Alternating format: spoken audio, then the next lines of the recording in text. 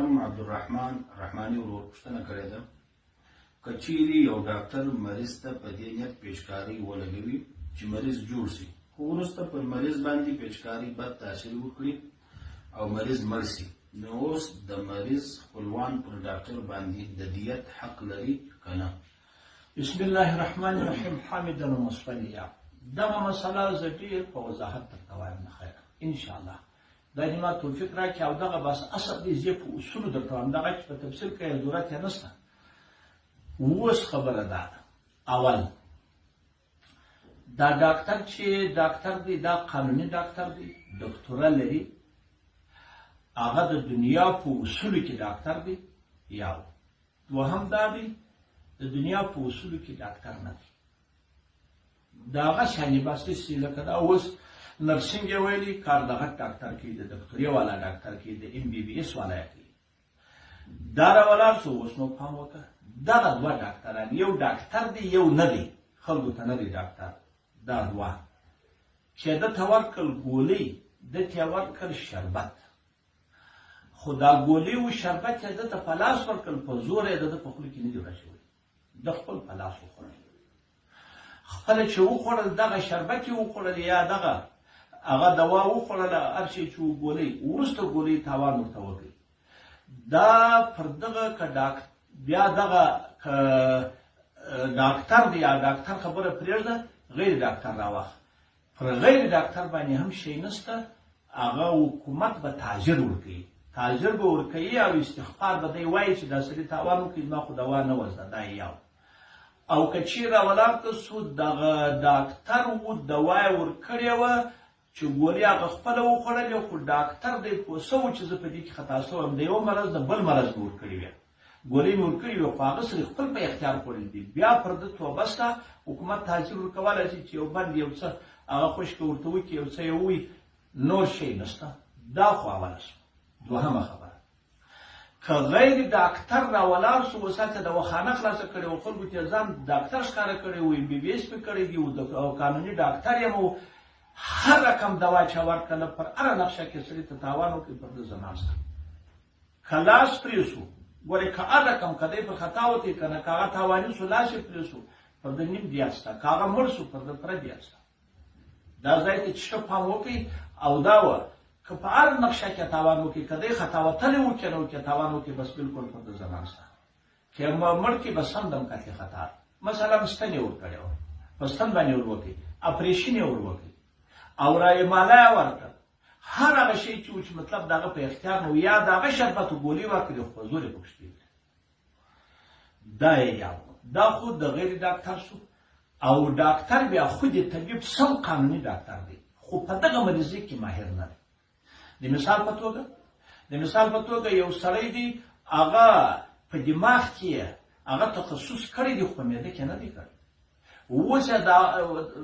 دوا د معدې ورکړله هغه تاوان یې وکړي دلته بلکل زمان نشته دلته بلکل په دې کې خبره نشته او که طبیب و هغه په دماغ کې طبیب و په معده کې طبیب و بیا د معدې دوا ورکړل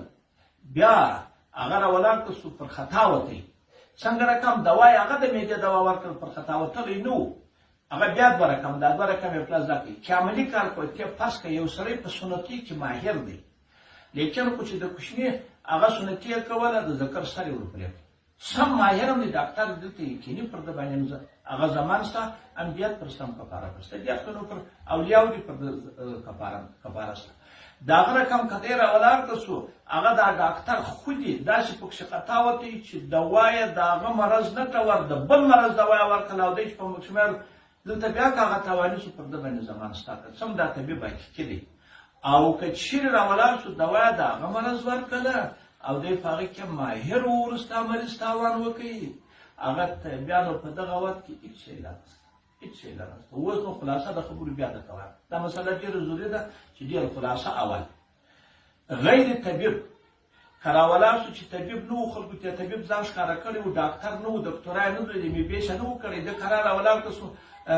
یا سم په دغه مرض کې طبیب نه و که سم نور طبیب دی دا خاص مرض دپاره یې دوا ورکړل که هغه شربت ورکړل یا ګولۍ هغه خپل په اختیار وخوړل تاوان یې پېښ دی نور نشته پر ده باندې تاجر شته چې حکومت تاجر ورکړي استغفار پر زمان نشته باندې چې هغه زر وره مړ شي کار څه وکړي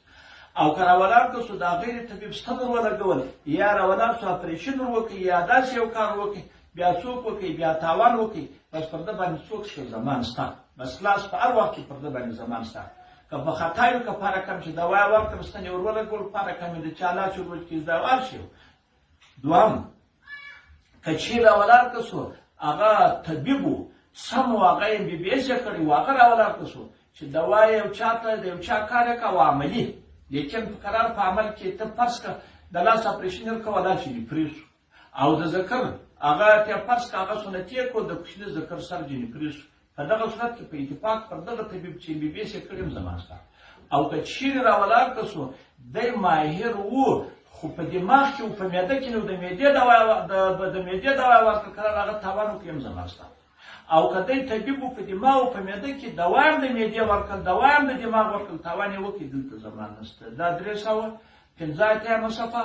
هغه د شامل د محتار 5 ټوک او 402 او دغه حدیث چې د نبی علیه الصلاة والسلام غیر طبیب دا وکړي دغه حدیث چې نور ته ضرورت هم نشته دا 3 حاله مې درته وویله انشاءالله په ګردو باندې پوه شولاست نو اول د نبی علیه السلام حدیث من تطبب ولم يعرف منه طب قبل ذلك فهو زانن که یو چا د چا طبابت وکړي تر دغه مخکې د ده څه طبابت نه و مشهور یعنې هغه موږ ته چې په اصطلاح کې د اوه زمانې دکتورا یې نه درلوده نو بس بلکل دی زانن دی پر هر حال یو دغه سماسه وه چې هغه ته یې ګولي ورکړي خپل په اختیار خوړلي او هغه ته یې دوا ورکړي خپل په اختیار خوړلي هلته تاجر شته هغه زمان نشته او نور کول دغه ځای ته انشاءالله په دغه خبرو به مو ستا خلاصه وي که نه و په خلاصه ویم بیا دغه بس خلاصه ده د دغه سباره یوه خبره نه وځي هر څه چې د ډاکټرانو پرې متعلق ټولې مسلې دي ټولې پکښې حل شوې والله سبحانه وتعالی ګرانو محترمینو په هغه مسله کې چې طبیب هغه په طب فرض که ماهر وي په معده کې یا ماهر وي په دماغ کې د دغه دماغ دوا ورکړي او هغه ته تاوان وکړي پر ده زمان نشته مطلب د هغه مرض کې د بل مرض د ورکړی و خو زمان شته که د هغه مرض موافق ورکړی و تاوان یې وکړي زمان نشته خو زمانه ډېره خرابه ده